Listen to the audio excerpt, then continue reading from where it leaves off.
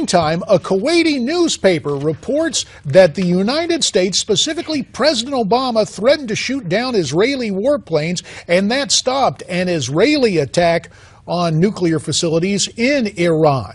So for more a report, and we're going to have the writer of the report from appeared in an Israeli newspaper after it appeared in a Kuwaiti newspaper. The Bethlehem-based news agency Mahan cited a Kuwaiti newspaper that President Obama had threatened Israel that if they went ahead with a planned attack last year against Iran's nuclear facilities, Obama reportedly said he would shoot down the Israeli planes. Now, before you think this is total nuttiness, as many people are saying, you know Mika Brzezinski from Morning Joe? Well, Mika's daddy, who I believe has a problem, a big problem, came out and said Obama should threaten to shoot down the Israeli planes if they go to bomb Iran.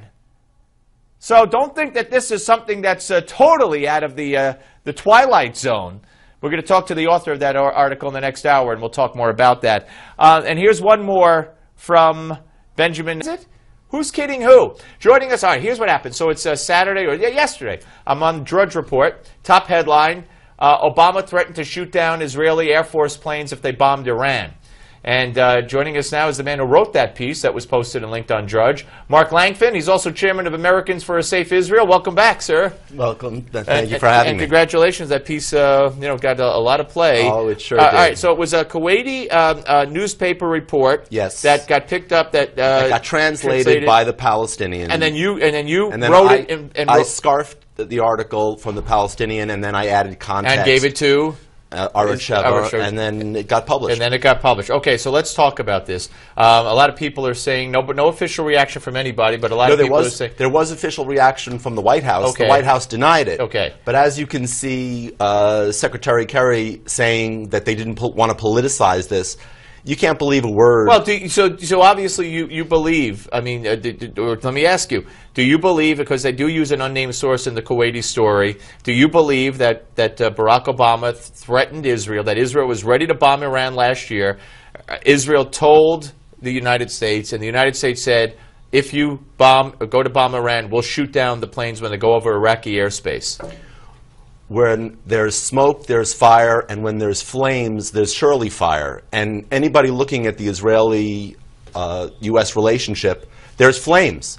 So there's got to be something going on behind the scenes in a catastrophic way that has been going back and forth with threats that, if not shooting down, at least cutting off all weapons, which is equivalent to Israel. Yeah.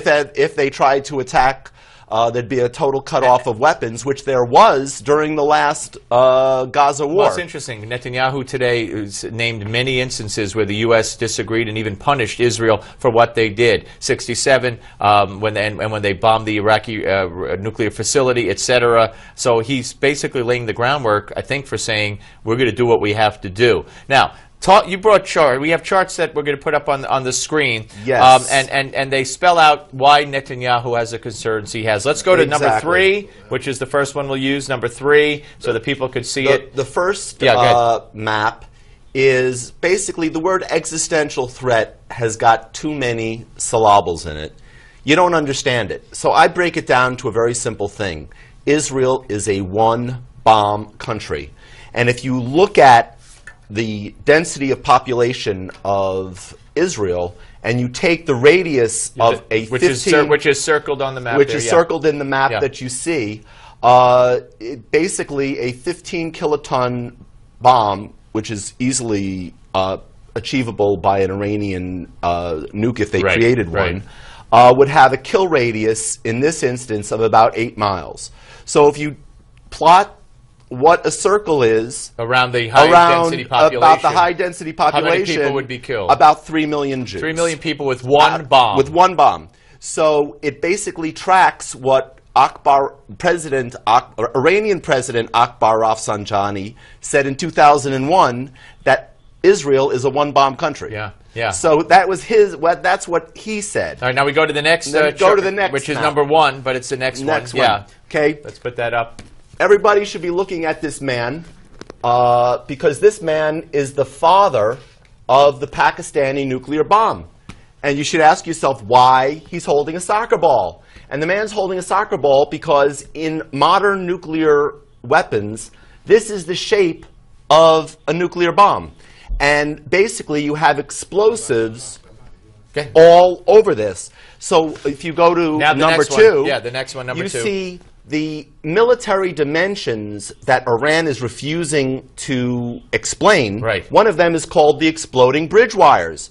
Now, not many people understand what exploding bridge wires is, but basically, it's these wires that if you put them over this bomb, they will explode simultaneously, so the bomb implodes at the same time and squeezes the uranium and plutonium, maximum damage. All right, Mark, very educational, and congratulations on the piece that got picked up. Thank you. Folks, we'll have much more on this, I'm sure, as time goes on. We're coming back next with Congressman